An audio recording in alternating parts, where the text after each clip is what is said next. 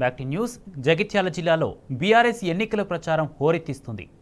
మల్యాల మండలంలోని మద్దుట్ల గ్రామంలో BRS Karimnagar MP అభ్యర్థి వినోద్ కుమార్కు మద్దతుగా ఇంటింటికి ఎన్నికల ప్రచారం నిర్వహించారు చొప్పదండి మాజీ ఎమ్మెల్యే సుంకె రవిశంకర్.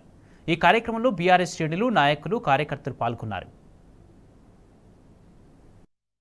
పార్లమెంట్ ఎన్నికల్లో ప్రచారంగా భాగంగా చొప్పదండి నియోజకవర్గం మల్యాల మండలం మద్దుట్ల గ్రామంలో ఈరోజు ప్రచారం నిర్వహిస్తున్నటువంటి సందర్భంలో ప్రతి అక్క, చెల్లె, మరి అన్న, తమ్ములందరూ కూడా ఇలా పెన్షన్ పొందుతున్నటువంటి వాళ్ళు మరి కేసీఆర్ ఉండగా కేసీఆర్ కడుపు చల్లకుండా మాకు 2000 ఇస్తానంటే ఇచ్చిండు. కానీ రేవంత్ రెడ్డి మరి 4000 ఇస్తాను, ఇప్పటివరకు ఒక రూపాయి బిల్ల కూడా ఇవ్వలేదు.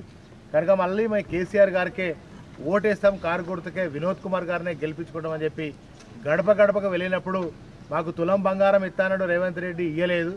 రేవంత్ రెడ్డి చెప్పినవన్నీ కూడా ఏది కూడా రాలేదు. కనుక కేసీఆర్ గారు ఏదైతే చెప్పినరో అదే మాకు 100% జరిగింది. కేసీఆర్ గారి పాలనను మేము పోగొట్టుకున్నాం, తెలియక కయ్యలబడ్డాం.